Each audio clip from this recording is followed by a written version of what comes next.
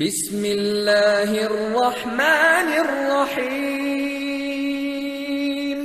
قل هذه سبيلي أدعو إلى الله على بصيرة أنا ومن اتبعني وسبحان الله وما أنا من المشركين. إن الحمد لله نحمده ونستعينه ونستغفره ونعوذ بالله من شرور أنفسنا ومن سيئات أعمالنا من يهده الله فلا مضل له ومن يضلل فلا هادي له وأشهد أن لا إله إلا الله وحده لا شريك له وأشهد أن محمدا عبده ورسوله صلى الله تعالى عليه وعلى آله وصحبه وسلم تسليما كثيرا أما بعد। সম্মানিত শ্রোতা ও দর্শক মণ্ডলী, আল্লাহ রাব্বুল আলামিনের প্রশংসা এবং শেষ রাসূল প্রিয় নবী মুহাম্মদুর রাসূলুল্লাহ সাল্লাল্লাহু আলাইহি ওয়াসাল্লামের উপর সালাত ও সালামের পরে আজ চৌথা জমাদাস সানি 1442 হিজরি মোতাবেক 17 জানুয়ারি 2021 আমাদের ধারাবাহিক আলোচনা নাজাত প্রাপ্ত দলের আকীদা বিষয় নিয়ে যে চলে আসছে তার আজকে পর্ব নম্বর হচ্ছে 32। বিষয়বস্তু তাওহীদুল আসমা সিফাতের বিশেষ একটি দিক, আর তা হচ্ছে আল্লাহ রাব্বুল আলামিনের নামগুলি সংরক্ষণ করলে বা আয়ত্ত করলে যে ফজিলতের হাদিস রয়েছে এই মর্মে সহিহ বুখারীতে, যে যারা এই নামগুলির আয়ত্ত করবে, সংরক্ষণ করবে, তারা জান্নাতে প্রবেশ করবে। এই হাদিসের তাৎপর্য, এই হাদিসের ব্যাখ্যা কি, তো দেখা যাক। লেখক বলছেন, মা মানা কওলিহি সাল্লাল্লাহু আলাইহি ওয়াসাল্লাম ফিল আসমাইল হুসনা মান আহসাহা দাখালাল জান্নাহ। রাসূলুল্লাহ সাল্লাল্লাহু আলাইহি ওয়াসাল্লামের বাণী যে রয়েছে আসমায়ে হুসনার ক্ষেত্রে, মানে আল্লাহর সুন্দর সুন্দর নামগুলির ক্ষেত্রে, সেই হাদিসটি সহিহ বুখারীর 2736 এবং সহিহ মুসলিমের 2677, মুত্তাফাক আলাইহি, বুখারী মুসলিমের হাদিস। রাসূলুল্লাহ সাল্লাল্লাহু আলাইহি ওয়াসাল্লাম বলেন, ইন্না লিল্লাহি 99 ইসমান মিআতান ইল্লা ওয়াহিদা। নিশ্চয় আল্লাহ রাব্বুল আলামিনের 99টি নাম রয়েছে, 100তে এক কম। সহজ করে বোঝানোর জন্য 99 বললেন, আবার 100তে এক কম বললেন।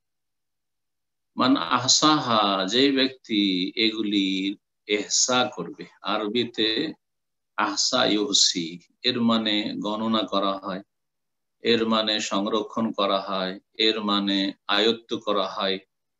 এখান থেকে পরিসংখ্যানকে ইহসাইয়াত আরবিতে বলা হয়। মান আহসাহা, যারা এই নামগুলি সংরক্ষণ করবে, নামগুলি আয়ত্ত করবে, তারা দাখালাল জান্নাহ, জান্নাতে প্রবেশ করবে। এই হাদিসের তাৎপর্য কি? অত্যন্ত গুরুত্বপূর্ণ ফজিলত। আল্লাহর যে সুন্দর সুন্দর 99টি নাম রয়েছে, এই নামগুলি যদি কেউ আয়ত্ত করতে পারে তাহলে জান্নাত তার জন্য নিশ্চিত। বলছেন জবাবে, কাদ ফুসসিরা যালিকা বিমাআনি, এই হাদিসের কয়েকটি অর্থ করা হয়েছে, কয়েকটি ব্যাখ্যা করা হয়েছে। 3টি এখানে বর্ণনা করেছেন লেখক সুন্দর করে উদাহরণ দিয়ে। ইনশাআল্লাহ তাআলা আজকে আমরা এই বিষয়টি নিয়ে আলোচনা করব। এত সুন্দর করে খুব কম কিতাবে একসাথে পাবেন এই হাদিসের তাৎপর্য। লেখক খুব সুন্দর করে আলোচনা করেছেন। প্রথম অর্থ এই হাদিসের, মিনহা বলছেন হিফযুহা ওয়া দুআউল্লাহি বিহা ওয়া সানাউ আলাইহি বিজামিইহা। যেই ব্যক্তি এই নামগুলি আয়ত্ত করবে, সংরক্ষণ করবে, সে জান্নাতে যাবে। এর মানে হচ্ছে এই নামগুলি যে মুখস্থ করবে, হিফযুহা, এই নামগুলি মুখস্থ করা, ওয়া দুআউল্লাহি বিহা, এবং এই নামগুলির মাধ্যমে দোয়া করা, এই নামগুলি উল্লেখ করে দোয়া করে, ইয়া রহমান, হে রহমান তুমি রহম করো, হে গাফফার, হে গাফুর তুমি ক্ষমা করো। এইভাবে এই নামগুলির মাধ্যমে দোয়া করা। ওয়াসানাউ আলাইহি এবং আল্লাহর গুণগান পেশ করা এই নামগুলির মাধ্যমে, যে আল্লাহুম্মা আনতার রহমান ওয়ার রহিম আল গফুর, এইভাবে আল্লাহর গুণগান করা এই নামগুলির মাধ্যমে। ওয়াসানাউ আলাইহি বিজামিয়া, এই সমস্ত নামগুলির মাধ্যমে আল্লাহর গুণগান পেশ করা, ইয়া জাল জালাল ওয়াল ইকরাম, ইয়া হাইয়্যু ইয়া কাইয়্যুম বিরহমাতিকা নাস্তাগীথ, যেমন এইভাবে দোয়ায়ে মাসুরা বা সুন্নতি দোয়াগুলিতে রয়েছে। নিজের ভাষাতেও করা যেতে পারে, কোনো অসুবিধা নেই। আল্লাহর নাম উচ্চারণ করলেন এবং তার সাথে আপনি আপনার মাতৃভাষায়, যেটা বোধগম্য আপনার জন্য, যাতে আপনি মনোযোগী হয়ে দোয়া করতে পারবেন, দোয়া করলেন আল্লাহর নামগুলির মাধ্যমে। এটি হচ্ছে প্রথম অর্থ, মুখস্থ করা, এই নামগুলির মাধ্যমে দোয়া করা এবং এই নামগুলির মাধ্যমে আল্লাহ রাব্বুল আলামিনের প্রশংসা এবং গুণগান করা। এখানে তিনটি দিক চলে আসলো, একটি অর্থ করতে গিয়ে তিনটি দিক উল্লেখ করলেন। জি, দ্বিতীয় ব্যাখ্যা হচ্ছে অমিনহা আন্না মা কানা ইয়াসুগুল ইখতিদাউ বিহি কাররাহিমি ওয়াল কারীমি ফায়ুমাররিনুল আবদু নাফসাহু আলা আন ইয়াসিহা লাহু আল ইত্তিসাফু বিহা ফিমা ইয়ালিকু বিহি। বলছেন আল্লাহ রাব্বুল আলামিনের বেশ কিছু গুণবাচক নাম রয়েছে, যেই নামগুলির অনুসরণ করা যেতে পারে, যেই নামগুলিতে যে অর্থটি আমরা পাই, সেই অর্থটি বান্দার মধ্যে যদি থাকে তাহলে সেটা আমাদের জন্য ভালো বৈশিষ্ট্য, ভালো চরিত্র। সুতরাং এই নামগুলির অনুসরণ করতে হবে। বলছে আন্নামা কান ইয়াসুগুল ইক্তিদাউ বিহি, যেই নামগুলির অনুকরণ করা সম্ভব, যেমন আর রাহিম আল্লাহর নাম, আল করিম রাহিম বড় মেহেরবান, ওয়া দয়ালু দয়াবান, আল করিম যিনি দানশীল, যিনি দান করে থাকেন। কি করতে হবে এই নামগুলির? ফায়ুমাররিনুল আবদু নাফসাহু, বান্দা নিজেকে প্রশিক্ষণ প্রাপ্ত করবে, বান্দা নিজেকে অভ্যস্ত করবে বা প্রশিক্ষণ দেবে কিসের ওপর? আইয়াসিহা লাহুল ইত্তিসাফু বিহা, এই নামগুলি ফিমা ইয়ালিকু বিহি, যেইভাবে মানুষের জন্য উপযোগী সেইভাবে এই নামের যে অর্থটি রয়েছে এই অর্থটি যেন তার মধ্যে পাওয়া যাবে, এই বৈশিষ্ট্য তার মধ্যে পাওয়া যায়। সুতরাং আমরা অন্য অন্য মানুষের ওপর দয়ালু হব, অন্য অন্য যে সৃষ্টিগুলো রয়েছে সেগুলির ওপর দয়া মায়া করব। জি, এটি হচ্ছে দ্বীন ইসলামের সৌন্দর্য, যে একজন মানুষ দয়া মায়া রাখবে, স্বামী স্ত্রীর উপর দয়া মায়া করবে, স্ত্রী স্বামীর উপর দয়া মায়া করবে, ছেলে মেয়েদের দয়া মায়া করবে, বৃদ্ধ বাবা মায়ের দয়া মায়া করবে, সমাজের যারা দুর্বল অসহায় দুর্গত অভাবী তাদের উপর দয়া মায়া করবে, তাদের জন্য উদার হবে, দানশীল হবে। জি, তো এই নামগুলির আয়ত্ত করা বা সংরক্ষণ করা মানে হচ্ছে যে যেই ভালো চরিত্রগুলি আমরা এই নাম থেকে নিতে পারি আর তার অনুকরণ করে আমরা ভালো গুণে গুণান্বিত হইতে পারি, তার জন্য সচেষ্ট হওয়া। কিছু কিছু নামের ক্ষেত্রে এটি প্রযোজ্য, ওয়ামা কানা ইয়াখতাসু বিহি নাফসাহু তাআলা, আর কিছু কিছু আল্লাহর গুণবাচক নাম রয়েছে যেগুলি একমাত্র আল্লাহর জন্য খাস, সেই গুণগুলি আল্লাহর বান্দাদের জন্য প্রযোজ্য নয়। ওমা কানা ইয়াখতাসু বিহি নাফসাহু তাআলা, মহান আল্লাহ যেই নামগুলি নিজের জন্য বিশেষিত রেখেছেন, নিজের জন্য খাস রেখেছেন, সেই বৈশিষ্ট্য আর কারো মধ্যে হতে পারে না, কোনো সৃষ্টির মধ্যে। কাল জব্বার, যেমন যিনি অপ্রতিদ্বন্দ্বী, পরাক্রান্ত, ওয়াল আজিম মহান, ওয়াল মুতাকাব্বির যিনি গৌরবময়, মহাগৌরবের অধিকারী। গৌরব অহংকার করা মানুষের জন্য হারাম। যার অন্তরে সরিষা পরিমাণ অহংকার থাকবে সে জান্নাতে যাবেন না, হাদিস আমাদের জানা রয়েছে। মহত্ব বড়ত্ব একমাত্র আল আজমাতু আল কিবরিয়া ও রিদাই ওয়াল আজমাতু ইজারি। রাসূলুল্লাহ সাল্লাল্লাহু আলাইহি ওয়াসাল্লাম বলছেন হাদিসে কুদসিতে আল্লাহ রাব্বুল আলামিন থেকে বর্ণনা করে যে মহান আল্লাহ ইরশাদ করে আল কিবরিয়া ও বড়ত্ব গৌরব হচ্ছে হৃদয় আমার চাদর, আর ওয়াল আজমাত আর মহত্ব হচ্ছে আমার ইজারি আমার লুঙ্গি। এই ভাষাগুলি দিয়ে বোঝাতে চাইছেন যে বড়ত্ব মহত্ব এবং গৌরব একমাত্র আল্লাহর জন্য শোভা পায়, আল্লাহর সৃষ্টির জন্য মানুষের জন্য শোভা পায় না। যে গৌরব করবে, অহংকার করবে, নিজেকে মহান মনে করবে।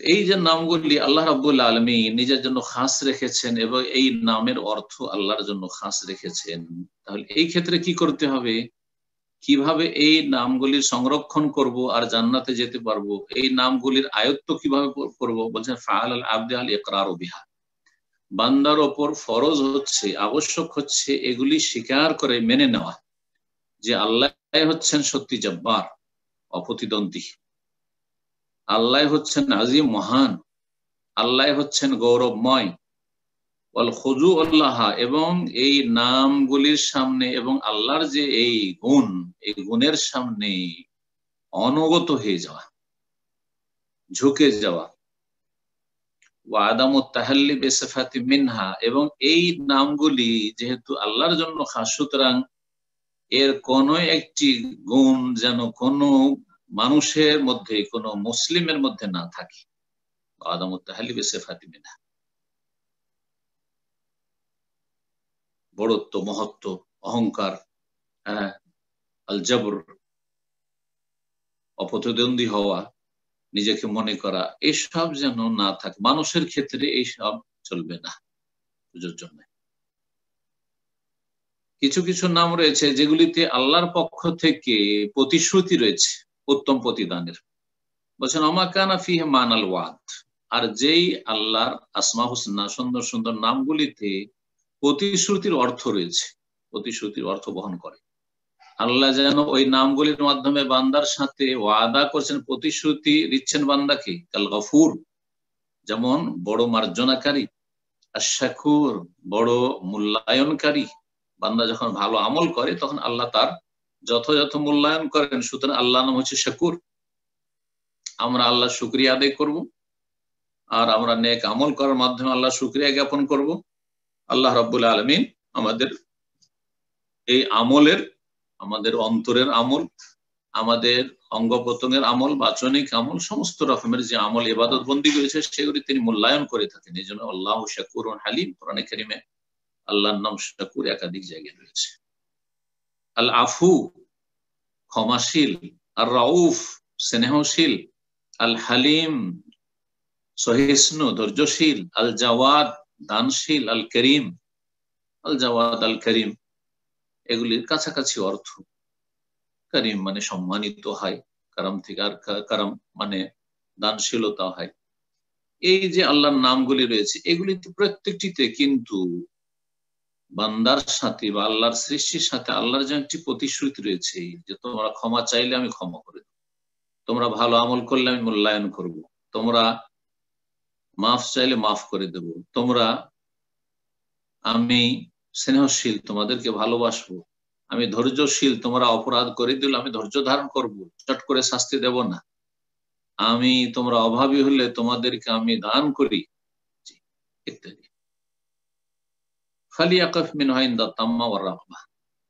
তাহলে এই নামগুলির আয়ত্ত কি করে করবেন, এই নামগুলির সংরক্ষণ কি করে করবেন, যার ফজিলত হাসিল করে জান্নাত প্রবেশ করতে পারবেন বান্দা? বলছেন যে এই নামগুলির ক্ষেত্রে যেখানে আশা আকাঙ্ক্ষা রয়েছে আর আল্লাহর দিকে আগ্রহী হওয়া রয়েছে, সেখানে থামবে যে আল্লাহ রাব্বুল আলামিন আমাকে দেবেন, আমাকে মাফ করবেন, আমার উপর দয়া করবেন, মায়া করবেন, আমার অভাব মুক্ত করবেন, ইত্যাদি। ওমা কানা ফিহি মানাল ওয়াইদ, আর কিছু কিছু আল্লাহর নাম রয়েছে যেগুলিতে ধমক রয়েছে বান্দার জন্য, শাসানি রয়েছে।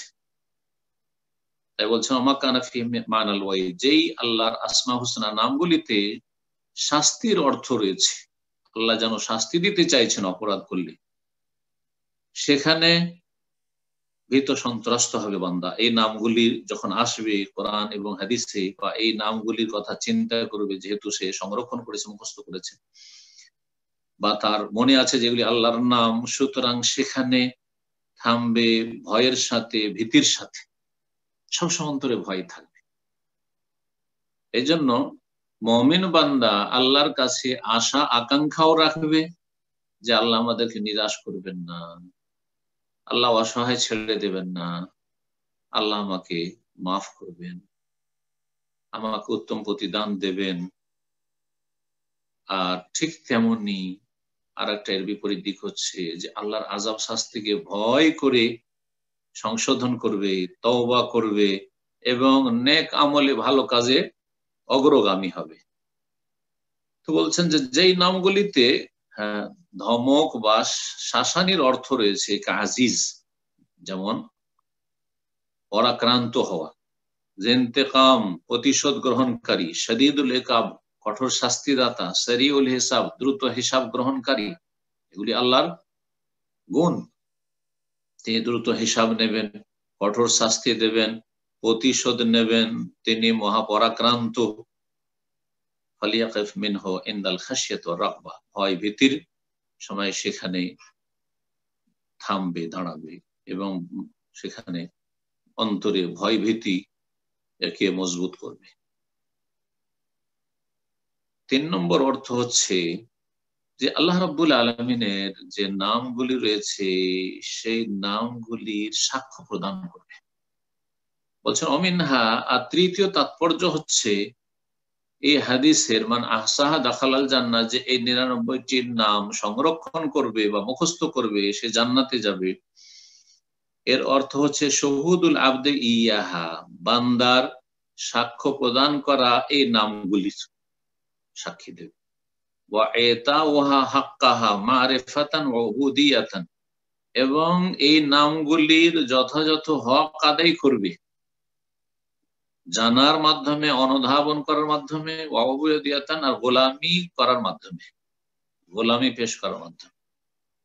একটা দিক হচ্ছে এই নামগুলির সাক্ষ্য প্রদান করা, আর এই নামগুলির যথাযথ হক আদায় করা কিভাবে, এই নামগুলিকে জানবে, মারিফা, এই নামগুলির মারিফাত হাসিল করবে, মানে এই নামগুলির সাথে পরিচিত হবে।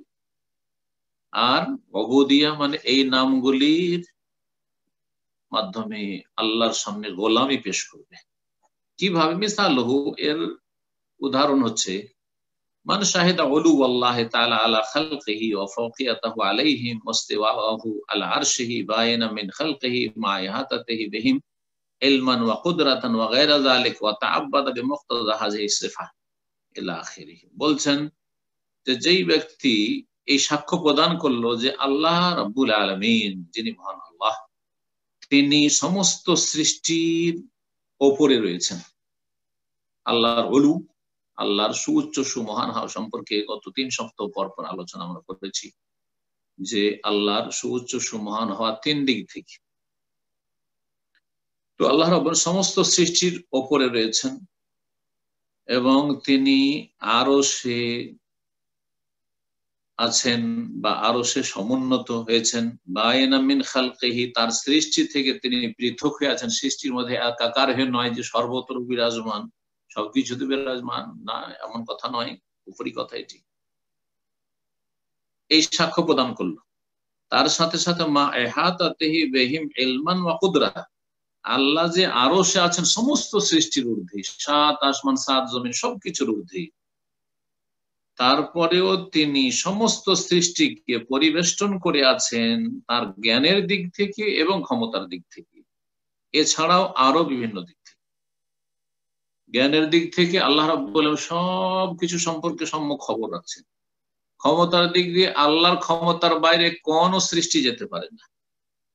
আল্লাহ রাব্বুল পরিবেষ্টনের দিক থেকে আল্লাহর ঘেরার বাইরে কেউ যেতে পারে না, রক্ষণাবেক্ষণের দিক থেকে ইত্যাদি। এই সাক্ষ্য প্রদান করলেন। আর তারপরে উবুদিয়াত গোলামি পেশ করতে হবে কিভাবে, বলছে তাআব্বাদা বিমুক্তাদা হাযিহি সিফা, এই যে আল্লাহর গুণটি, যে আল্লাহ রাব্বুল আলামিন সমস্ত সৃষ্টির ঊর্ধ্বে রয়েছেন, আরশের উপর সমুন্নত রয়েছেন, সমস্ত সৃষ্টিতে পৃথক রয়েছেন, তা সত্ত্বেও তিনি সমস্ত সৃষ্টিকে ঘিরে রেখেছেন তার জ্ঞানের দিক থেকে, ক্ষমতার দিক থেকে। এই গুণের দাবি অনুযায়ী সে আল্লাহর গোলামি পেশ করবে। এই গুণের দাবি হচ্ছে যে আল্লাহর ক্ষমতার বাইরে যখন যেতে পারবেন না, আল্লাহর জ্ঞানের বাইরে যেতে পারবেন, মানে আল্লাহ থেকে কোনো কিছু লুকাতে পারবেন না, অপরাধ করে আল্লাহর ক্ষমতার বাইরে কোথাও পালাতে পারবেন না, আল্লাহর হাত থেকে আপনি হাতছাড়া হতে পারবেন না, কোনো ক্ষমতা নেই, তাহলে আপনার কি করা উচিত? বেহাইসু ইয়াসিরু লিকালবিহি সামাদুন, তার অন্তর মুখাপেক্ষী হবে কার দিকে? আল্লাহ রাব্বুল আলামিনের দিকে। ইয়ারজু ইলাইহি মুনাজিয়ান লাহু মুতরিকান ওয়াকিফান বাইনা ইয়াদাইহি, আল্লাহ রাব্বুল আলামিন যে সাত আসমানের উপর রয়েছেন তার দিকে তার মনটি, তার কলব, তার হৃদয় উন্নীত হবে এবং আল্লাহ রাব্বুল আলামিনের সামনে দণ্ডায়মান হবে শির নত করে। ওকুফ আল আব্দি জালিল, অনুগত অসহায় দাসের মতো, অসহায় বান্দার মতো। বাইনা ইয়াদাইল মালিকিল আজিজ, একজন সার্বভৌমত্বের এক সত্তা, সার্বভৌমত্বের অধিকারী সত্তা, যিনি মহাপরাক্রান্ত, তার সামনে। দুনিয়ার একটি উদাহরণ দিয়ে বলছেন, যেমন একজন যদি প্রতাপশালী রাজা হয়, তার সামনে একটা দাস, অসহায় দাস দাঁড়িয়ে আছে, কিভাবে দাঁড়িয়ে থাকে, কিভাবে দাঁড়িয়ে থাকে। এটা যদি মানুষের সামনে এভাবে দাঁড়িয়ে থাকে, তো রব্বুল আলামিনের সামনে তার বান্দা কিভাবে দাঁড়াবে? যেই রব সাত আসমানের ওপর থেকে সমস্ত কিছু পরিবেষ্টন করে আছেন, সবকিছু তার ক্ষমতাধীন, সবকিছু সম্পর্কে তিনি সম্যক জ্ঞানী, এইভাবে আল্লাহ রাব্বুল আলামিনের সামনে দণ্ডায়মান হবে। ফায়াশউরু, সে অনুভব করবে, কি অনুভব করবে? বিআন্না কালিমাহু ওয়া আমালাহু সাইদুন ইলাইহি মারুদুন আলাইহি, বান্দা যে জান্নাতে যেতে চাইবে সে সব সময় এ অনুভূতি রাখবে, চেতনা রাখবে যে তার সমস্ত কথা, সমস্ত কর্ম আল্লাহর কাছে উঠানো হচ্ছে বা উঠছে, ওপরে যাচ্ছে। যত আমরা আমল করছি ভালো মন্দ সব আল্লাহর কাছে যাচ্ছে, মারুদুন ইলাইহি, তার কাছে পেশ করা হচ্ছে। যখন তাই এই অনুভূতি আপনার আমার আছে, তাহলে অবশ্যই লজ্জাবোধ করব যে আমাদের পক্ষ থেকে এমন কোনো কথা বা কাজ আল্লাহর কাছে যেন উন্নীত না হয়, উঠানো না হয়, যা আমাদেরকে অপদস্থ করে বা লাঞ্ছিত করে দেয়। কোন ব্যক্তি কিন্তু মানুষের সামনে অপদস্থ হতে চায় না, লাঞ্ছিত হতে চায় না, কেউ অবমাননা বরদাস্ত করে না।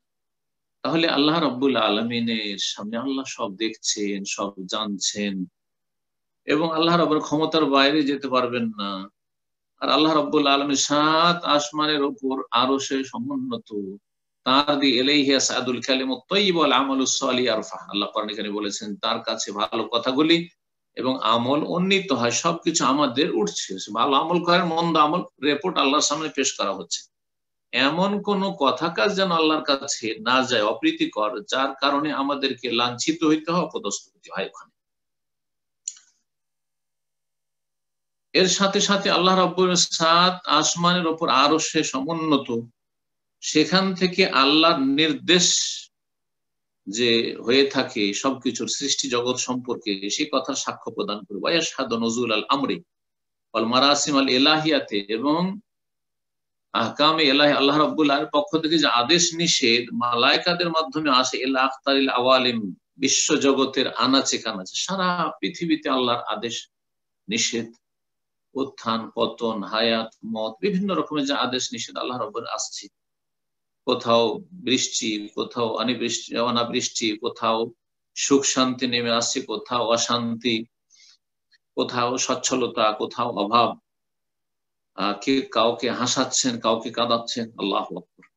কুল্লা ওয়াক্তিন, সর্বদা যে আল্লাহ রাব্বুল পক্ষ থেকে তার নির্দেশাবলী অবতরণ হইতে আছে বে আনওয়াই তাদবীর ওয়া তাসাররুফ, বহুমুখী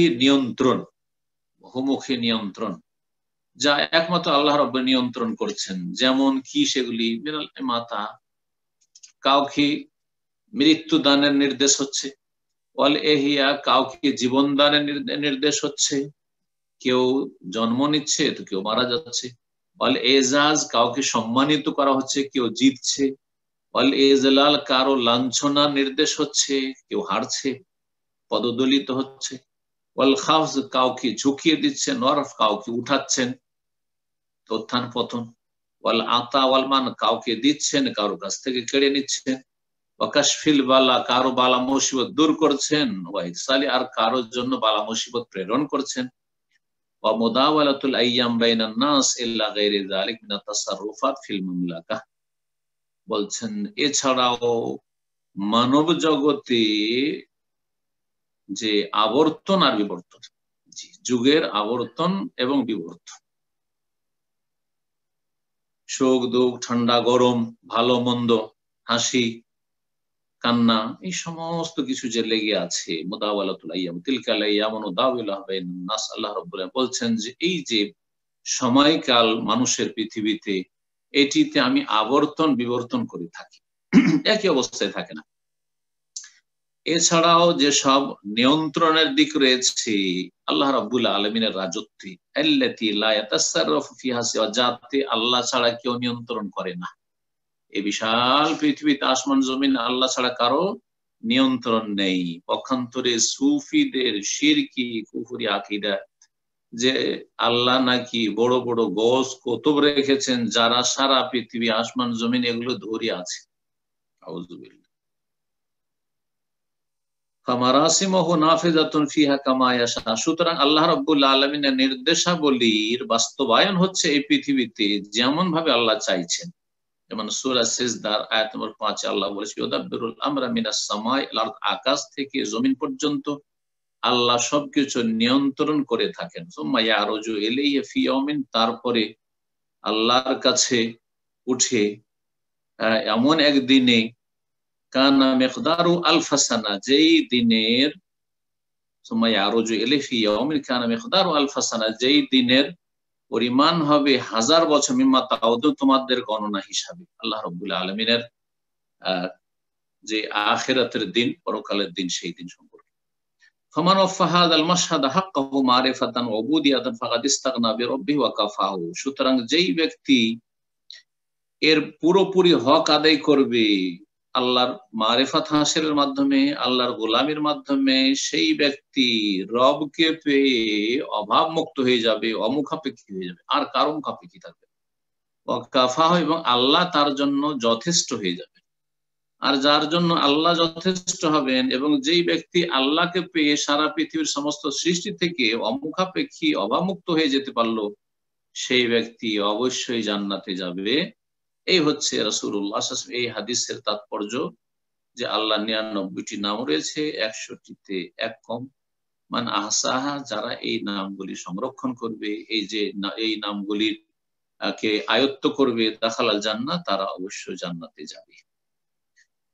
তারপরে বলছেন ওয়াকাযালিকা মান শাহিদা ইলমাহুল মুহিত, এইরকমই যেই ব্যক্তি আল্লাহর সবকিছুকে পরিবেষ্টনকারী মহাজ্ঞানের সাক্ষ্য প্রদান করলো, এবং তিনি সবকিছু শুনছেন, অবাসারাও সবকিছু দেখছেন, এবং আল্লাহ রাব্বুল আলামিন যে চিরঞ্জীব, তার হায়াত হচ্ছে স্থায়ী, ওয়া কাইয়ুমিয়াতাহু, এবং আল্লাহ রাব্বুল আলামিন সবকিছুকে ধারণ করে রেখেছেন, তিনি সুপ্রতিষ্ঠিত এবং সবকিছুকে তিনি প্রতিষ্ঠিত রেখেছেন। এছাড়াও যে সব আল্লাহর গুণ রয়েছে এগুলির যে সাক্ষ্য প্রদান করল, ওয়ালা ইউরজাকু হাযাল মাশহাদ ইল্লা সাবিকুনাল মুকাররাবুন, আর এই অবস্থা তাকেই দান করা হবে, মানে এই ঈমান, যে ব্যাখ্যা দেওয়া হলো এই হাদিসের, এই আল্লাহর যে 99টি নাম এগুলির সংরক্ষণের বা আয়ত্ত করার, এটা একমাত্র তাদেরকে দেওয়া হবে যারা হচ্ছে as-সাবিকুন, অগ্রগামী, আল মুকাররাবুন, এবং আল্লাহর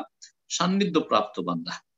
আল্লাহ রাব্বুল আলামিন যেন আমাদেরকে তার নেক বান্দাদের দলে শামিল করে নেন, আম্বিয়া, রসুল, সিদ্দিকিন, শুহাদা, সালেহিনদের সাথে আল্লাহ রাব্বুল আলামিন আমাদেরও জন্য হাসর করেন এবং আল্লাহ রাব্বুল আলামিন আমাদের ভুল ত্রুটিগুলি সংশোধন করার তৌফিক দান করেন। আর ভুল ত্রুটি হয়ে গেলে আল্লাহ যেন আমাদেরকে দ্রুত ফিরে আসার, তওবা করার তৌফিক দান করেন।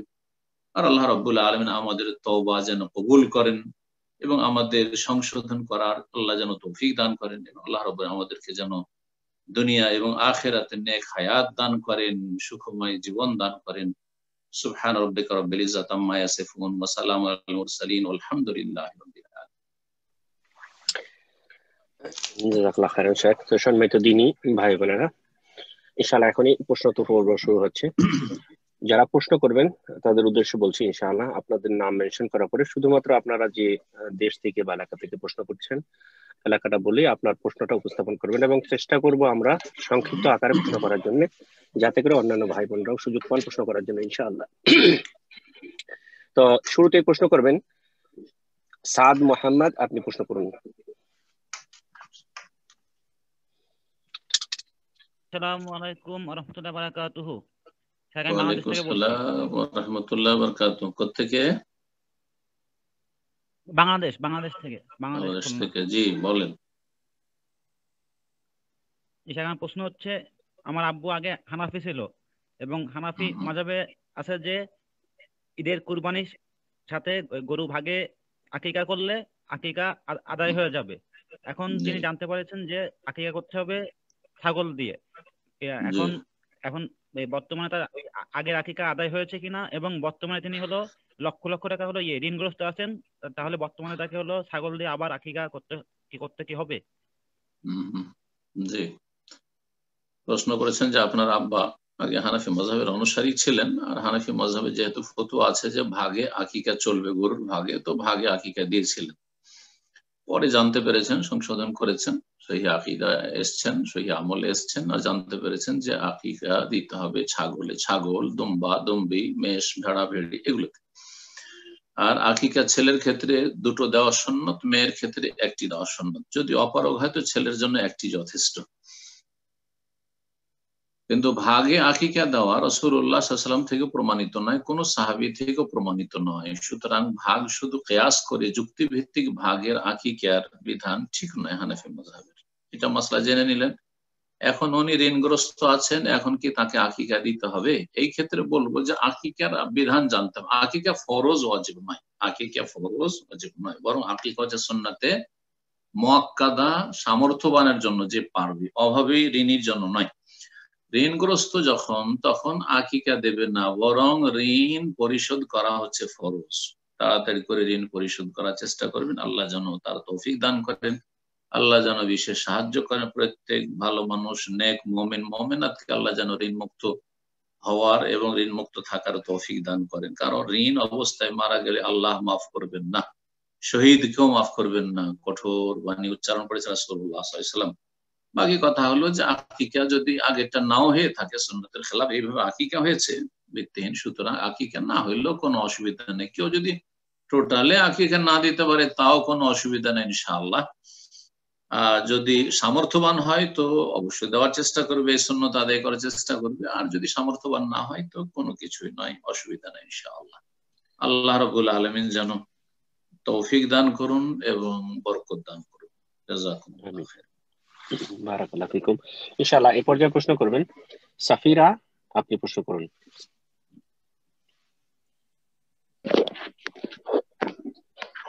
আসসালামু আলাইকুম শেখ, আমি নিউ ইয়র্ক থেকে বলছি। ওয়ালাইকুম আসসালাম ওয়া রাহমাতুল্লাহি ওয়া বারাকাতুহু। আপনার নামটা তো বলেন না।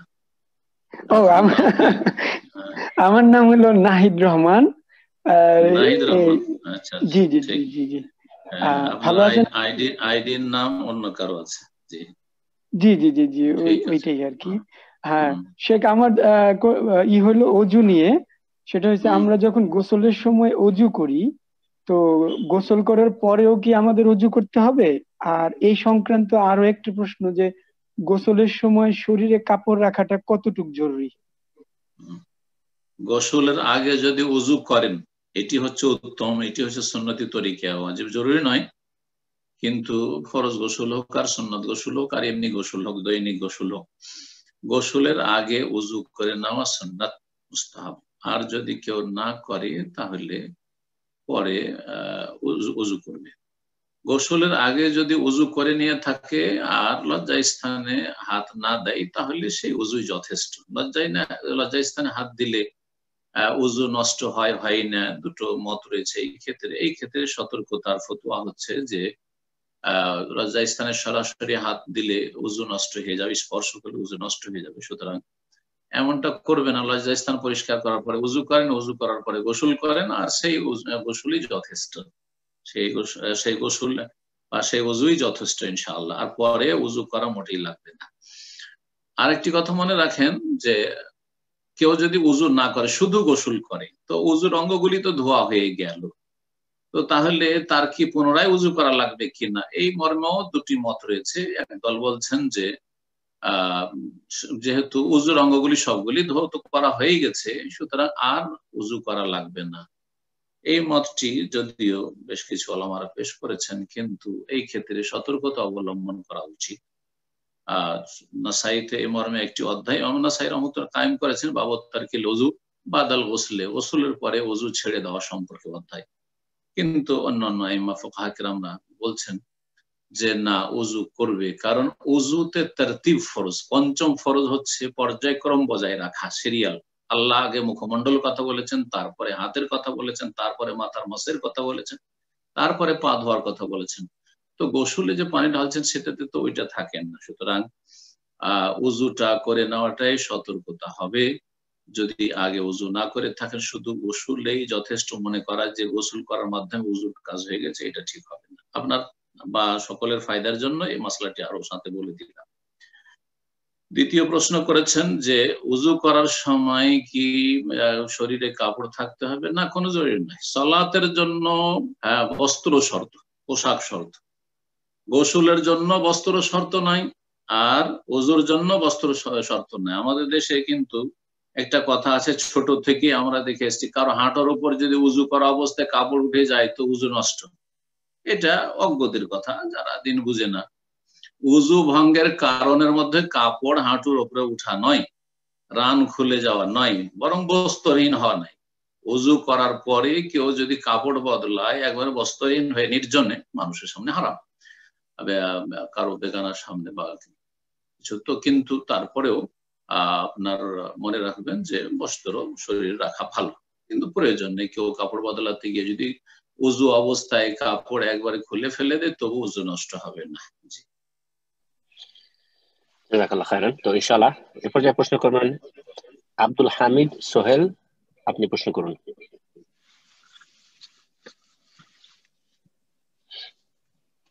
আসসালামু আলাইকুম রাহমাতুল্লাহ। আসসালাম ওয়া রাহমাতুল্লাহি ওয়া বারাকাতুহু। আমি নিউ ইয়র্ক থেকে বলছি। আমার কোশ্চেনটা হচ্ছে যে আল্লাহর সিফাতের সাথে আমরা যে সমস্ত নাম রাখি, যেমন আমার নাম আব্দুল হামিদ বা কেউ আব্দুল বাসিত, আব্দুল রাহিম এরকম রাখে। এখন আমরা সমাজে ভাই বলে ডাক দিই, হামিদ ভাই, বাসিত ভাই, রহিম ভাই। এই জিনিসগুলা কি শিরকের কোন পর্যায়ে পড়ে? এটা কি শুদ্ধ কিনা বা এটা অ্যাভয়েড করা উচিত কিনা, কোন পর্যায়ে পড়ে এটা? জাযাকুমুল্লাহ। আল্লাহর নামের সাথে যেন গোলামি প্রকাশ পায় এইরকম নাম রাখতে হবে। আব্দুল হামিদ সুন্দর, হামিদের বান্দা, আল হামিদের বান্দা। আব্দুর রাহিম, আর রাহিমের বান্দা। আব্দুর রহমান, রহমানের বান্দা। আব্দুল খালেক, সৃষ্টিকর্তার বান্দা। এইভাবে নাম রাখতে হবে। কিন্তু বাঙালি সমাজে অজ্ঞতার কারণে বা ভারতীয় সমাজে, ভারত, বাংলাদেশ, পাকিস্তানে অজ্ঞতা রয়েছে, যেহেতু অনারও বুঝেও না অর্থ, আর বুঝলেও বুঝিয়ে দিল পরোয়া করেন না। যেটা প্রচলন রয়েছে দেশাচার, রহমান ভাই, খালেক ভাই, আর রহিম ভাই, হামিদ ভাই, এই যে বলে থাকে। এটা কথার দিক থেকে তো শিরক, শিরক মানে এরকম যে আপনি আল্লাহর নামগুলি অন্য কাউকে দিয়ে দিলেন, আল্লাহর নাম অন্য কাউকে দিলেন। কিন্তু এই ক্ষেত্রে ঢালাহারে ওই রকম শিরক বলা যাবে না, বড় শিরক সব ক্ষেত্রে, যে সব ক্ষেত্রে বড় শিরক হয়ে যাবে। কারণ এই লোকটি অজ্ঞতার কারণে বলছে, আকীদা এটা বিশ্বাস নয় যে এই লোকটি আল হামিদ, আল্লাহ বা আল্লাহর গুণ এর মধ্যে রয়েছে, এটা কখনো মনে করে না। ভাষাগত অবশ্য শিরক, শিরক ফিল কওল, কথার শিরক, কিন্তু আকীদাগত শিরক নয়, কারণ এই বিশ্বাস নিয়ে বলেন না। একটি কথা। আর একটি কথা হচ্ছে যে আল্লাহর নামগুলি দুই রকম রয়েছে। একরকম নাম রয়েছে যে নামগুলির অর্থে এত বেশি ব্যাপকতা আছে, মানে ব্যাপক অর্থপূর্ণ, যেটা মানুষের জন্য মানে উপযোগী নয়, মানুষের জন্য প্রযোজ্য না, বলেই যাবে না। যেমন আর রহমান, রহমান যদি আল বাদ দিয়েও বলেন রহমান, তো পরম করুণাময়, অসীম দয়ালু কোন সৃষ্টি হতে পারে না।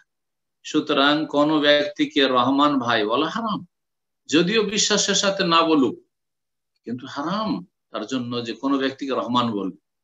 এইরকমই জব্বার কোন ব্যক্তিকে বলা জায়েজ নয়। এইরকম আল মুতাকাব্বির কোন ব্যক্তিকে মুতাকাব্বির আল বাদ দিয়েও যদি বলে মুতাকাব্বির বলা জায়েজ নয়। এইভাবে আরো স্পষ্ট বলি, রাজ্জাক আল বাদ দিয়েও যদি বলে, আল দিলে তো আরো অর্থে ব্যাপকতা চলে আসে। রাজ্জাক রিজিক দাতা কোন ব্যক্তিকে রাজ্জাক ভাই হারাম বলা, এরকম বলাই জায়েজ নয়। খালেক সৃষ্টিকর্তা, সৃষ্টিকর্তা তো একমাত্র আল্লাহ, কি করে খালেক ভাই, মিস্টার খালেক, হারাম। আর কিছু কিছু নাম আছে এরকমটা নয়, সেই নামগুলি আল্লাহর গুণবাচক নাম, তাতেও অর্থে ব্যাপকতা আছে, কিন্তু এত বেশি সীমাহীন ব্যাপকতা নেই যে সৃষ্টি সম্পর্কে বলা যাবে না। বরং আল ছাড়া, বিনা আল, আলিফ লাম ছাড়া সেই নামগুলি অন্যের জন্য বলা যেতে পারে গুণ হিসাবে। যেমন আর রাহিম, আর রাহিম আল্লাহর নাম, যখন আল দিয়ে বলবেন, কিন্তু শুধু রাহিম মানে দয়ালু, রাহিম মানে দয়ালু। আরবরা যদি বলে আমার আব্বা দয়ালু, তাহলে বলছে আবি রহিমন, জায়েজ আছে। তাহলে কেউ যদি রহিম ভাই বলে, তাহলে ওই রকম অপরাধ করলো না যেই ব্যক্তি রাজ্জাক ভাই আর খালেক ভাই আর রহমান ভাই বলে, তার মতো অপরাধ করলো না। রাহিম সৃষ্টির ক্ষেত্রেও এই গুণটি বলা যেতে পারে। এইরকমই হামিদ মানে প্রশংসিত, আল হামিদ মানে মহাপ্রশংসিত, কিন্তু হামিদ মানে প্রশংসিত। একজন মানুষের অনেকে প্রশংসা করে, খুব ভালো গুণ রয়েছে, প্রশংসিত ব্যক্তি, রাজুলুন হামিদুন, জায়েজ আছে। তো এই ব্যাখ্যাগুলিকে সামনে রেখে বলতে হবে আল্লাহর নামগুলি সম্পর্কে যে ভুল বলে থাকে। তারপরেও ভুল, যখন নাম হচ্ছে আব্দুল হামিদ তো হামিদ বলবে না বা হামিদ ভাই বলে ডাকবে। নাম যখন আব্দুর রহিম তো রহিম ভাই বলে ডাকবে না। কিন্তু একজন কাউকে রহিম বললো, কাউকে হামিদ বললো, আর একজন কাউকে রহমান বলছে, কাউকে খালেক বলছে, দুইজনের অপরাধে এবং দুইজনের গুনহাতে পার্থক্য রয়েছে। আল্লাহ যেন বুঝার তৌফিক দান করেন এবং এইরকম শিরকি ভাষাগুলি আমাদেরকে পরিত্যাগ করার তৌফিক দান করেন। এর জন্য প্রয়োজন রয়েছে আমাদের জাহালাত, মুসলিম সমাজে যে অজ্ঞতা রয়েছে, এই অজ্ঞতাকে সরাতে হবে ইলমের মাধ্যমে, তাওহীদ সুন্নাতের জ্ঞানের মাধ্যমে, কোরআন ও সুন্নাহর জ্ঞানের মাধ্যমে। আল্লাহ যেন তৌফিক দান করেন। আল্লাহুম্মা আমিন। তো ইনশাআল্লাহ এই পর্যায়ে প্রশ্ন করবেন স্বপ্না, আপনি প্রশ্ন করুন।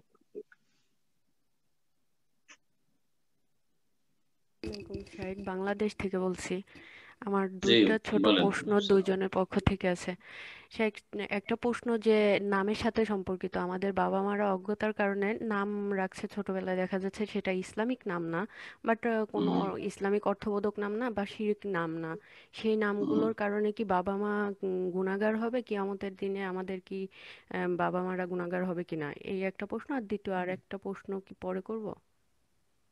ঠিক আছে, পরে করেন। এটাই বলি, যে নামগুলি আমাদের সমাজে রাখা হয় তার মধ্যে বেশ কিছু নাম বাবা মা রাখে, তারা যেহেতু বুঝেন না, অর্থ না বুঝে, যে নামগুলির অর্থ ভালো নয়। এখন বাবা মা কি গুনাহগার হবে? দেখতে হবে যে কেমন অর্থ। যদি দেখা যায় যে সেই নামগুলি যে রেখেছে সেগুলি ইসলাম বিরোধী, এমন ইসলাম বিরোধী নাম, যে নামগুলি হারাম, শিরকির নাম, বিদআতি নাম, অথবা সেই নামগুলির অর্থ খারাপ, সেই নামগুলি নিষিদ্ধ কোরআন এবং হাদিসের আলোকে, তাহলে গুনাহগার হবে।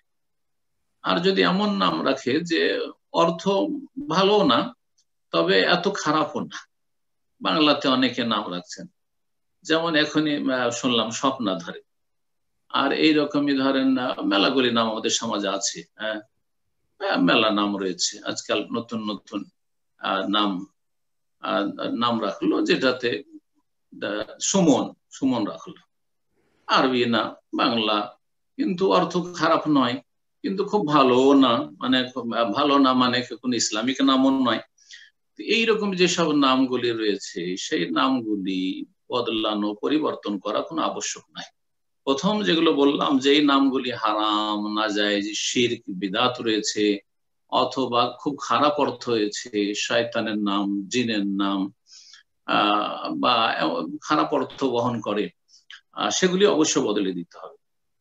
এবং সেগুলি ওইভাবে রেখে দিলে বাপ মা গুনাহগার হবে। যদি বদলে দেওয়া সম্ভব হয় কাগজপত্রে, তাহলে কাগজপত্রে বদলে দেবে। আর যদি তা সম্ভব না হয়, বড় হয়ে গেছে, তো কমপক্ষে নাম বদলে, সার্টিফিকেটে যা থাকবে থাক, কিন্তু সমাজে, গ্রামে, বাড়িতে নাম পরিবর্তন করে দেবে। আমার দ্বিতীয় প্রশ্ন, যে হচ্ছে আমাদের কিছু ছোট বোনরা যারা হচ্ছে ইসলামিক মাইন্ডেরই ফ্যামিলির, নামাজ কালাম পড়ে পর্দায় থাকে, বাট তারা হচ্ছে দেখা যাচ্ছে কোনো খেলোয়াড়কে খুব ভালো লাগে, বলে যে আমরা তো ওইভাবে ভালো লাগে না, তার ব্যক্তিত্ব, তার খেলাধুলাকে ভালো লাগে, ফেসবুকে সেই সব খেলোয়াড়দের বা কোনো আর্টিস্টদের ছবি আপলোড দিয়ে থাকে। এই ক্ষেত্রে আমরা বোঝাতে গেলে তারা প্রমাণ চায় যে এটা তো আমরা ওইভাবে ভালোবাসি না, তো এটা আমাদের গুনার কি আছে, সেই ক্ষেত্রে তাদের কিভাবে বোঝাতে পারি, আপনি যদি একটু বলতেন। জাযাকাল্লাহু খাইরান।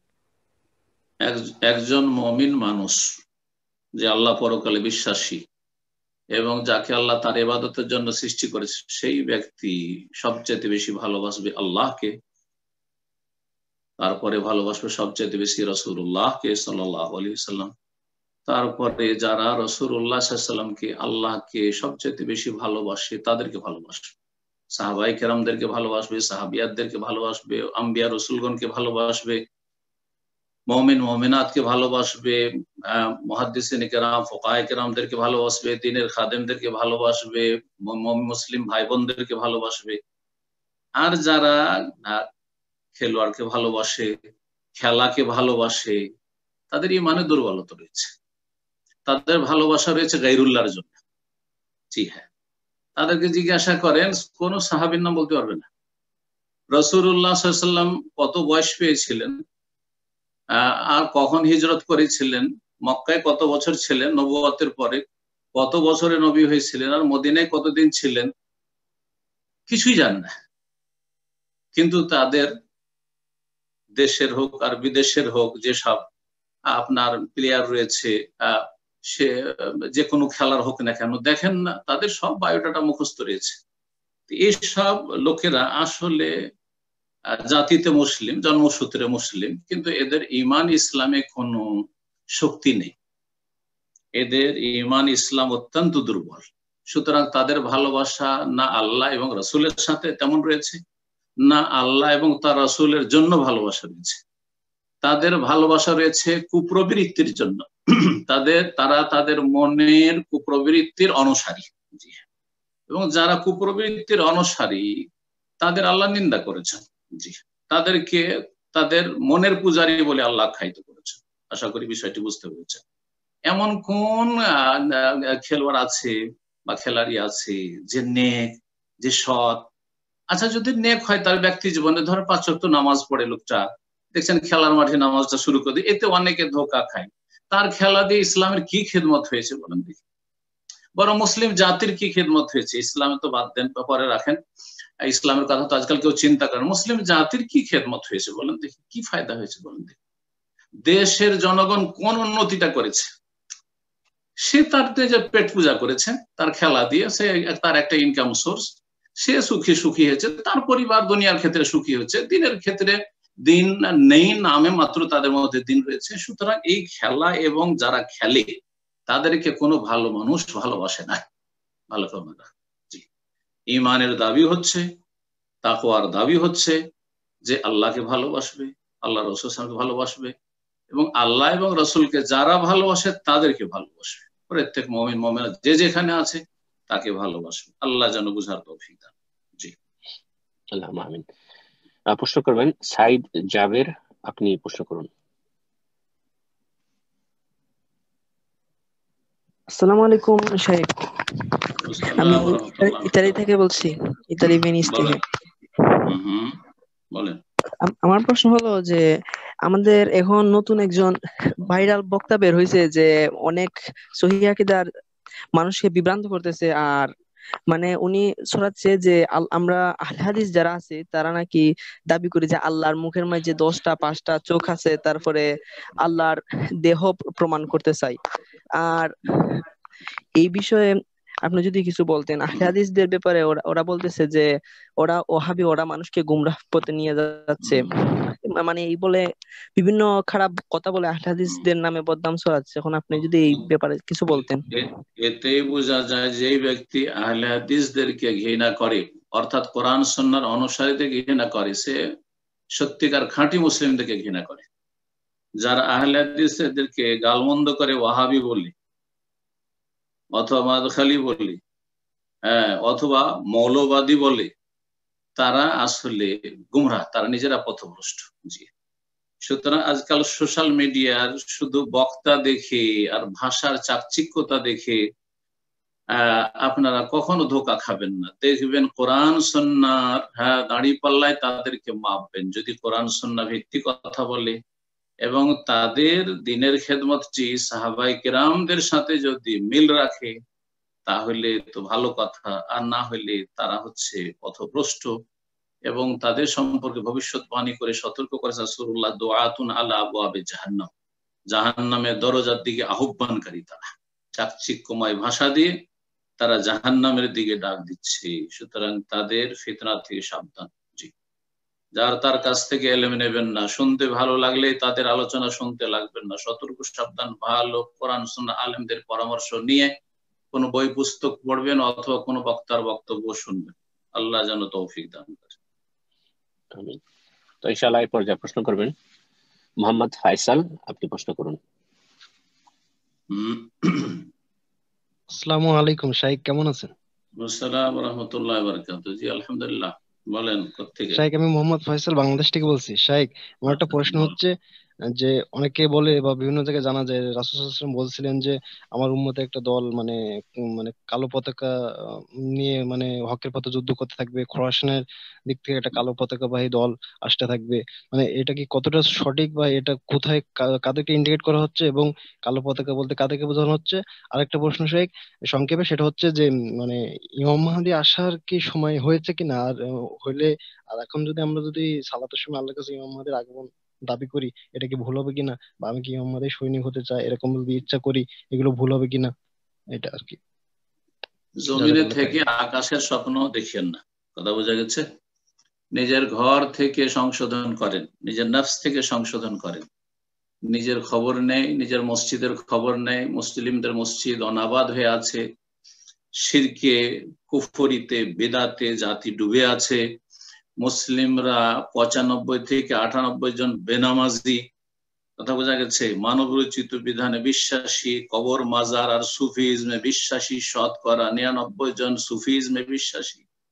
আর স্বপ্ন দেখছেন যে ইমাম মেহেদী আসবে, আর আসার পরে আমরা বাড়িতে নাকে তেল দিয়ে ঘুমাবো আর আমাদেরকে জাগিয়ে সবকে রাষ্ট্রীয় ক্ষমতাকে পৌঁছে দিবে। এইসব অলস্তির কথা, কথা বোঝা গেছে? সুতরাং ওইসব ইমাম মেহেদীর স্বপ্ন দেখেন না। আপনি ইমাম মেহেদী যে কাজটি করবেন এই কাজটা কতটা এগিয়ে দিতে পারছেন তার জন্য কাজ করে যান। আমি আপন জায়গা থেকে কাজ করি, আপনারা আপন জায়গা থেকে কাজ করেন, দিনের খেদমত করেন, ইনশাআল্লাহ তাআলা যখন সময় হবে তখন ইমাম মেহেদী চলে আসবে। কথা বোঝা গেছে না? আর এসব ভণ্ড বক্তাদের আপনারা গুমরাহির শিকার হইয়েন না, আর তাদের খপ্পরে পড়িয়েন না, যারা ভবিষ্যৎবাণী করতে থাকে যে 2018-তে আসবে, তো 19-এ আসবে, তো 21-এ আসবে, তো আর এই তো আসবে, আর অমুক দেশে আছে, অমুক দেশের জেলে আছে। এইসব গুমরাহদের বিভ্রান্তির শিকার হয়ে না, সাবধান। আশা করি বিষয়টি বুঝতে পেরেছেন। আর তারপরে কালো পতাকা সাদা পতাকা, নিজের খবর রাখেন যে কোথায় আমাদের অবস্থান, কোথায় আছি, আর ওইসব স্বপ্ন কি দেখছেন। যখন আসবে তখন আপনারা চিনে যাবেন, তখন বুঝে যাবেন ইনশাআল্লাহ। জাযাকাল্লাহ। ঠিক আছে, বারাকাল্লাহু ফিকুম। তো ইনশাআল্লাহ এই পর্যায়ে প্রশ্ন করবেন মাহমুদা জলিল, আপনি প্রশ্ন করুন।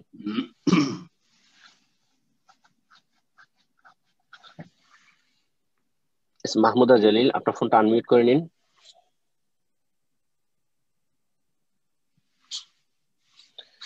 সম্ভবত নেট প্রবলেম হচ্ছে, তো জি আপনার ফোন আনমিউট হয়েছে, আপনি প্রশ্ন করুন। আসসালামু আলাইকুম।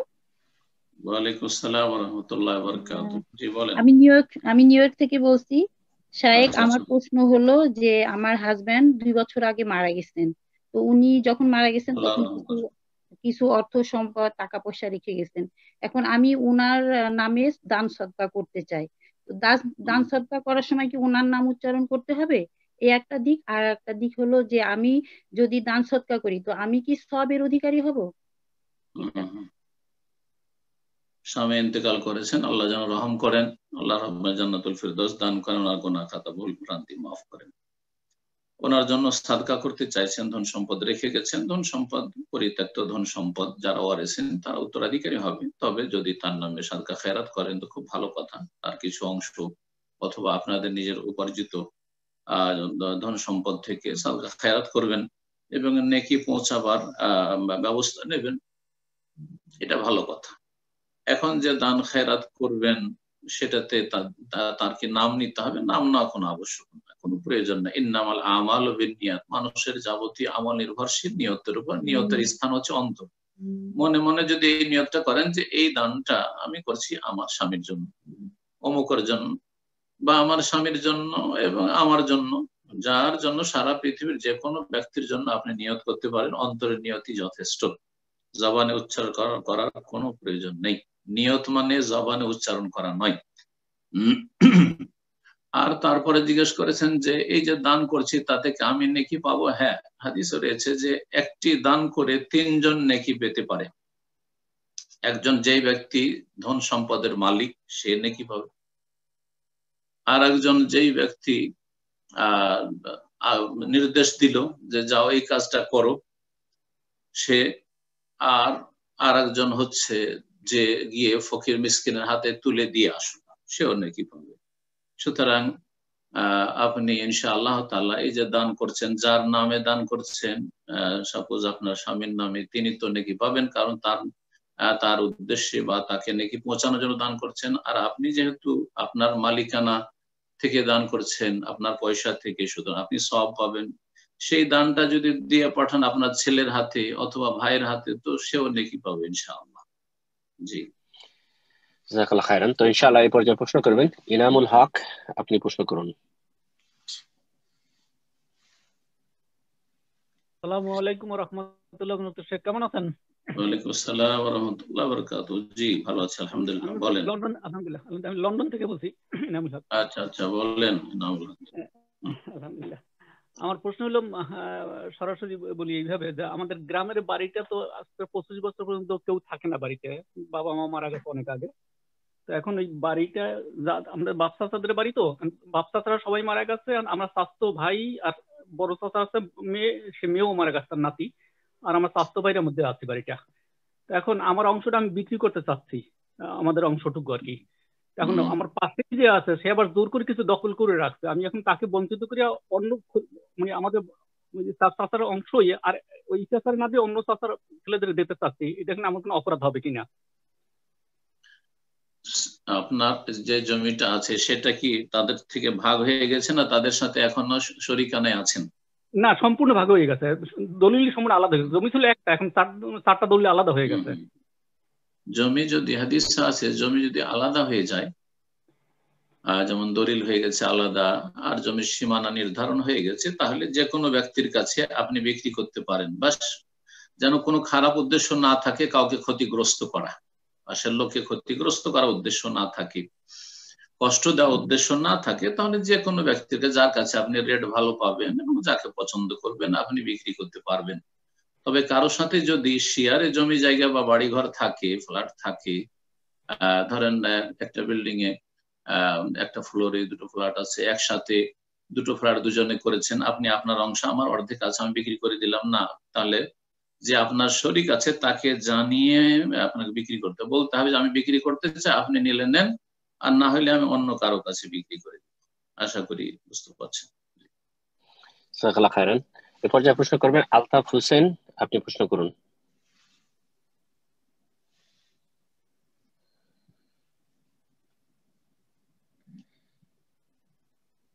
আলতাফ হোসেন, আপনার ফোনটা আনমিউট করে নিন, প্রশ্ন করুন। তো ইনশাআল্লাহ আমরা পরবর্তী আরেকজনকে সুযোগ করে দিচ্ছি। মোহাম্মদ হোসেন মাস্টার, আপনি প্রশ্ন করুন।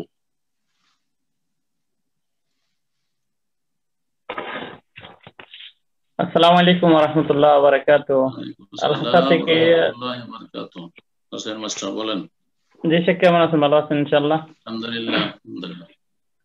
শেখ, প্রশ্নটা হলো যে কসমের কাফারায় যে বলা হয়েছে পোশাক দেওয়ার ব্যাপারে, শেখ এখানে একটু বিস্তারিত বলবেন। পোশাক বলতে আমরা কি শুধু একটা শার্ট দিলে হবে নাকি না শার্ট, সাধারণত আমরা শার্ট গেঞ্জি প্যান্ট বা লুঙ্গি শার্ট গেঞ্জি এইভাবে পরে থাকি। আসলে যারা কসমের কাফারা যেখানে পোশাকের কথা বলা হয়েছে, এখানে কেউ যদি 10 জনকে 10টা শার্ট দে বা 10টা লুঙ্গি দে বা এরকম দিলে আসলে কসমের কাফারা আদায় হবে কিনা? আর জেনে বুঝে যে কেউ যদি কসম করে, সে জানে যে এই কথাটা সে মিথ্যা বলতেছে, কিন্তু কাউকে কোনো একটা বিপদ থেকে বা ঝামেলা থেকে বাঁচানোর জন্য সে যে কোনো একটা জিনিস ছুঁয়ে কসম করছে যে আমি এটা করি নাই। এইটার সম্পর্কে একটু বলবেন ইনশাআল্লাহ। নিজেকে বাঁচাবার জন্য না অন্য কাউকে বাঁচানোর জন্য? না, নিজের হয়তো কোনো একটা অপকর্ম, অতীতের কোনো একটা অপকর্ম সামনে আসছে, তখন বলতেছে যে আমি এটা ছুঁয়ে বলতেছি আমি ওইটা করি নাই, অথচ করেছে, কিন্তু ও জানে যে আমি এটা করছি। যদি এখন বলি করছি, তাহলে সংসারে হয়তো আর একটু ঝামেলা হবে, ওই জন্য। জি, প্রথম প্রশ্ন আপনার ছিল যে কসমের কাফারাতে আল্লাহ বলেছেন যে কাফারাতু ইতআমু আশারাতি মাসাকিন মিন আওসাতি মা তুতঈমুনা আহলিকুম আও কিসওয়াতুহুম। কসমের কাফারা হচ্ছে 10 মিসকিনকে খাবার দেবে, আর না হইলে আও কিসওয়াতুহুম অথবা 10 মিসকিনকে বস্ত্র পরিধান করাবে।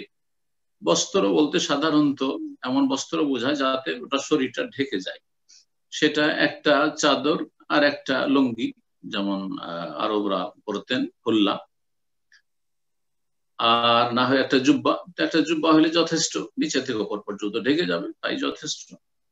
আর যদি শুধু লুঙ্গি হয় অথবা শুধু শার্ট হয়, এটা না করে একটা শার্ট দিলেন আর একটা পায়জামা দিলেন বা লুঙ্গি দিলেন, এটা করলেই ভালো, আল্লাহ তাআলা আলাম।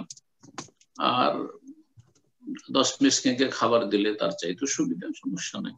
সাধারণত মানুষ 10 মিসকিনকে খাবার দেয়, আর খরচের দিক দিয়ে দেখা গেছে 10 মিসকিনের খাবারের চাইতে অনেক বেশি লাগবে বস্ত্র দিলে। তো এই ক্ষেত্রে আল্লাহ রাব্বুল আলামিন অপশন দিয়েছেন, মানে স্বাধীনতা দিয়েছেন।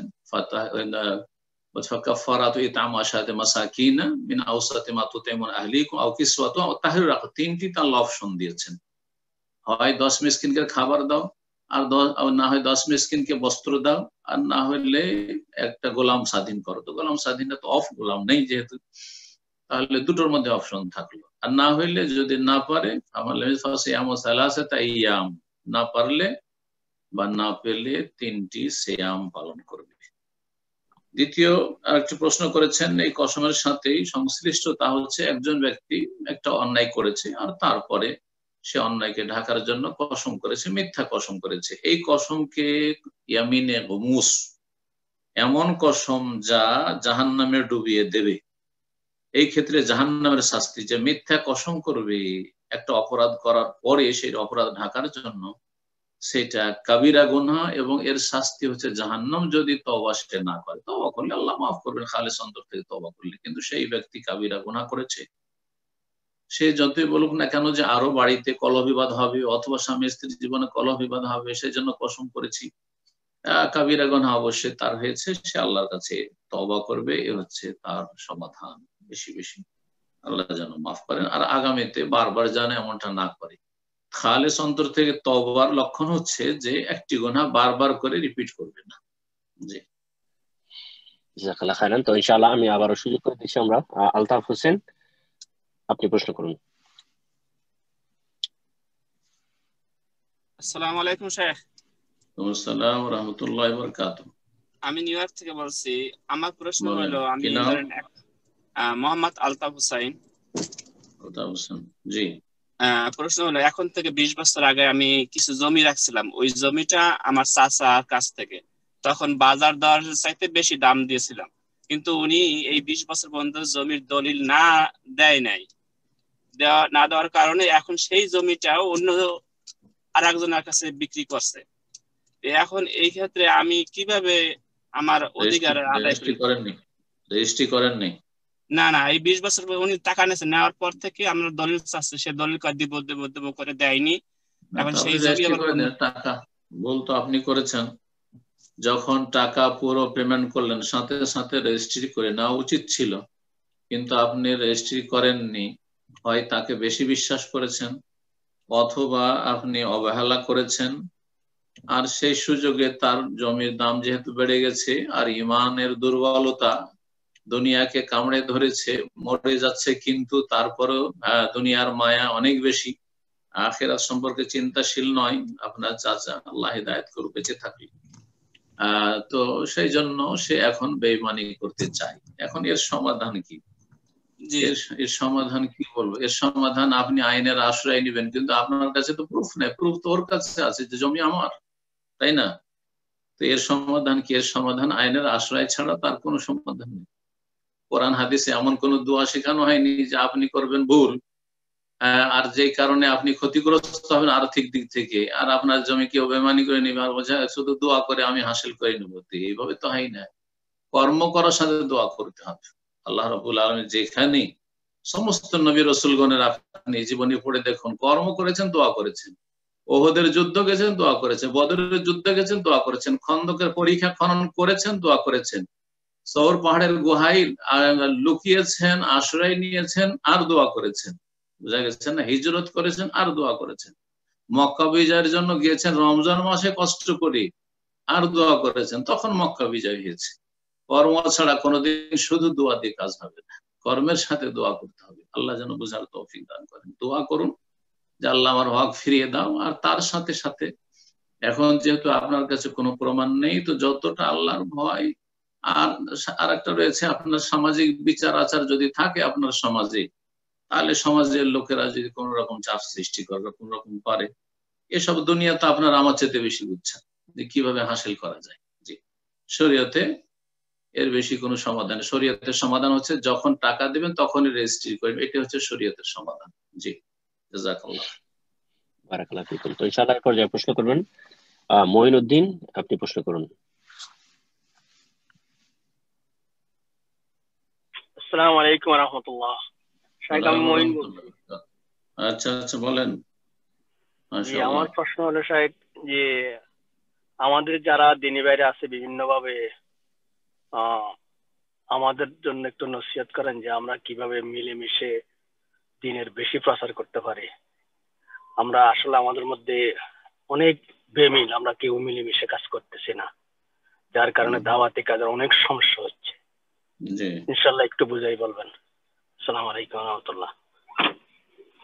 জি, গুরুত্বপূর্ণ কথা বলেছেন যে আমরা যারা কোরআন সুন্নাহর অনুসরণের দাবিদার আলহামদুলিল্লাহ, এবং কোরআন সুন্নাহর অনুসরণের চেষ্টা করি, তাওহীদকে সুন্দর করার চেষ্টা করি, সুন্নতের ইত্তেবার চেষ্টা করি, তাদের মধ্যে বড় একটি দুর্বলতা হচ্ছে অনৈক্য। যে আপোষে ঐক্য না থাকা আর অন্তর্দ্বন্দ্ব বা অন্তরের ফাটল, এটা শয়তানকে সফল হওয়ার সুযোগ করে দেওয়া। এটা প্রথম বুঝার আমাদের চেষ্টা করতে হবে। প্রথম নসিহা উপদেশ হচ্ছে যে একজন মুমিন বান্দা কখনো শয়তানকে সুযোগ দেবে না। আর ইবলিস শয়তান আর ইবলিস শয়তানের যত অনুসারী জিন শয়তান মানুষ শয়তান রয়েছে, তারা চায় যে যে কোনো ভাবে হোক না কেন মুমিন বান্দাকে ক্ষতিগ্রস্ত করা যাক, বা মানুষকে ক্ষতিগ্রস্ত করা যাক, পথভ্রষ্ট করা যাক। যখন আমরা যারা সহিহ আকীদার পাবন, সহিহ আকীদার অনুসারী, তাদেরকে যখন শিরিক করাতে পারছে না, তাদেরকে নাস্তিক বানাতে পারছে না, তাদেরকে সেকুলার পন্থীও বানাতে পারছে না, এমনকি তাদেরকে হয়তো অন্যান্য যে কবিরা গুনাহ, সমাজ বিরোধী অপরাধ রয়েছে সেগুলোতে নিয়ে যেতে পারবেন আলহামদুলিল্লাহ, হ্যাঁ, যে খুনি বানিয়ে দিবে, জেনাকারী বানিয়ে দিবে, এগুলোতে নিয়ে যেতে পারলো না। যখন কিছুতে পারলো না, তখন সহিহ আকীদার আপোষ, সবাই দাওয়াতি কাজ করছে, আপোষে লাগিয়ে দিল দ্বন্দ্ব, আপোষে লাগিয়ে দিল দ্বন্দ্ব। এটা হচ্ছে লাস্ট অপপ্রয়াস শয়তানের। জি, এই মর্মে রাসূলুল্লাহ সাল্লাল্লাহু আলাইহি ওয়াসাল্লামের একটি হাদিস রয়েছে, ভবিষ্যৎবাণী, যে ইন্না শায়তানা কাদ আয়েসা আইয়াবুদাহুল মুসাল্লুন ফি জাজিরাতিল আরব। আরব দেশ থেকে শিরকের মূলোৎপাটন হয়ে গেছে, দরগা দুর্গার পূজাকে একেবারে নিশ্চিহ্ন করে দেওয়া হয়েছে। সুতরাং ইবলিস শয়তান নিরাশ হয়ে গেছে। আরব উপদ্বীপে কেউ মূর্তি পূজা করবে, দরগা পূজা করবে, এটা করাতে পারবে না। শয়তান দেখছে যে আরবরা তো আর মূর্তি পূজা করাইতে পারবো না, হ্যাঁ, আর আরব দেশগুলিতে তো আর এই মাজার পূজা করাইতে পারবো না, তো করাবো কি? ওয়ালাকিন ফিত তাহরিশে বাইনাহুম, তারপর নিরাশ হয়নি, ওর কাজ চালিয়ে যাচ্ছে। সেটা হচ্ছে আপোষে সংঘর্ষ বাঁধিয়ে দেওয়া, আপোষে দ্বন্দ্ব সৃষ্টি, কলহ বিবাদ সৃষ্টি করে দেওয়া, এর জন্য লেগে আছে। তো যারা আহলুল হাদিস বা যারা সালাফি, যারা কোরআন সুন্নাহর অনুসারী, সহিহ আকীদার চর্চা করছেন এবং সহিহ ইবাদত বন্দেগীর চেষ্টা করছেন, প্র্যাকটিসিং মুসলিম যাদেরকে বলছেন আপনারা, তাদের মধ্যে কিন্তু এই শয়তান সুযোগটা নিচ্ছে। আপনারা এখন শয়তানকে সুযোগ দেবেন না শয়তানের মুখে লাথি মারবেন? আপনাদের বিবেককে কাজে লাগাইতে হবে। আমরা শয়তানকে সুযোগ দেব না। শয়তানকে যদি সুযোগ না দেন তো শয়তান এমন নিরাশ হয়ে যাবে যে আর শয়তান ফালতু মেহনত করবে না। কারণ দেখছি মেহনত করে লাভ নাই, এদের পেছনে মেহনত করে বেকার যায়। যাদেরকে পথভ্রষ্ট করতে পারো, জাহান্নামে নিতে পারবো, তাদের পেছনে মেহনত করি। জি, কারণ আমরা মানুষ হিসেবে, আমরা আল্লাহর সৃষ্টি, আমরা জানি যে যেখানে মেহনত করলে ফসল হবে সেখানে আমরা মেহনত করি। যেই জমিতে মেহনত করে ফসল হবে না সেখানে আমরা কখনো মেহনত করবো না, পরিশ্রম দেব না। তো ঠিক শয়তান ওই কাজটাই করে। তো শয়তানকে ব্যর্থ করতে হবে, শয়তানকে নিষ্ফল করার চেষ্টা করতে হবে। আল্লাহ যেন তৌফিক দান করেন। এই জন্য যারাই শুনবেন আমার এই আলোচনা, আমি অনুরোধ করব আমাদের দ্বীনী ভাই বোনদেরকে, আমাদের সহিহ আকীদার অনুসারী, তাওহীদ সুন্নাহ প্রতিষ্ঠাকারী ভাই বোনদেরকে, যে আপনারা অন্তরের দ্বন্দ্বকে দূর করুন এবং অন্তরের ব্যাধি থেকে মুক্ত হওয়ার চেষ্টা করুন। অন্তরের একটি বড় ব্যাধি হচ্ছে অন্তরের, যেটা বলা হচ্ছে গিল, ওয়ালা তাজাল ফি কুলুবিনা গিল্লাল লিল্লাযিনা আমানু। আল্লাহ দোয়া শিখে, আল্লাহ মুমিন মুসলিমদের ক্ষেত্রে অন্তরে আমাদের কোন রকম বিদ্বেষ, কালিমা, শত্রুতা রাখিও না। এই দোয়া আল্লাহ কোরআনে শিখাচ্ছেন। এই দোয়া শিখাচ্ছেন মানে কি? এই দোয়া আমাদেরকে করতে হবে। দোয়া করলে চেষ্টা করতে হবে না শুধু দোয়া করবেন মন্ত্রের মতো, চেষ্টা করতে হবে যে অন্তরে যেন কোন রকমের যেন অপবিত্রতা না থাকে, হিংসা না থাকে, বিদ্বেষ না থাকে, শত্রুতা না থাকে। আল্লাহ যেন তৌফিক দান করেন। এবং তার সাথে সাথে মনে রাখবেন যে কিয়ামতের দিনে একমাত্র তারাই মুক্তি পাবে আল্লাহর আযাব থেকে, ইল্লা মান আতাল্লাহ বিকলবিন সালিম। আল্লাহ বলছে ইয়াউমা লা ইয়ানফাউ মালু ওয়া বানুন, কিয়ামতের দিবসে না ধন সম্পদ কাজে আসবে, না জনবল কাজে আসবে, ছেলে মেয়েরা আর বংশ বলি কাজে আসবে, ইল্লা মান আতাল্লাহ, তবে যে আল্লাহর কাছে আসতে পারবে কিয়ামতের মাঠে বিকলবিন সালিম, সুস্থ অন্তর নিয়ে, নিরাপদ অন্তর নিয়ে। জি, তো আল্লাহ রাব্বুল জান্নাত আমাদেরকে অন্তরকে সহি সালামত রাখার তৌফিক দান করেন। এবং এর জন্য অন্তরকে পরিষ্কার করার লক্ষণ হচ্ছে যখন মুমিন ভাইদের সাথে দেখা সাক্ষাৎ হবে আগে সালাম দেওয়ার চেষ্টা করেন, আগে কথা বলার চেষ্টা করেন, আগে মিলে যাওয়ার চেষ্টা করেন। এই জন্য রাসূলুল্লাহ বলেছেন খায়রুহুম আল্লাযী ইয়াবদাউ বিসসালাম, কেউ যদি সালাম বন্ধ করে দেয় আপনি আগে সালাম দিয়ে দেন, আপনি আল্লাহর কাছে বেশি ভালো মানুষ। সে হচ্ছে খারাপ মানুষ যে সালাম দিতে চায় না, যে আপনার সাথে যোগাযোগ করতে চায় না, যে আপনার সাথে কথা বলতে চাই না, আপনাকে টেলিফোন করেন, আপনি টেলিফোন করে দেন, আপনি ভালো মানুষ, সে খারাপ মানুষ। আল্লাহ যেন আমাদেরকে প্রত্যেক মুমিন ভাই বোনদেরকে সংশোধনের জীবন গড়ার তৌফিক দান করেন, অন্তরকে পরিষ্কার রাখার তৌফিক দান করেন এবং ঈমানের ভিত্তিতে মুমিন মুসলিম ভাই বোনদেরকে ভালোবাসার তৌফিক দান করেন। আল্লাহুম্মা আমিন। বারাকাল্লাহু ফিকুম। তো ইনশাআল্লাহ এরপর যা প্রশ্ন করবেন আব্দুল কবির, আপনি প্রশ্ন করুন।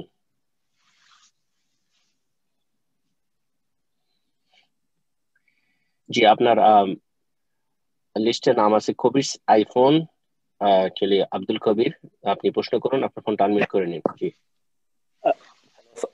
হ্যালো, আসসালামু আলাইকুম শাইখ, কেমন আছেন? আসসালামু আলাইকুম ওয়া রাহমাতুল্লাহি ওয়া বারাকাতুহু। জি বলেন। শাইখ, আমি নিউ ইয়র্ক থেকে বলছি।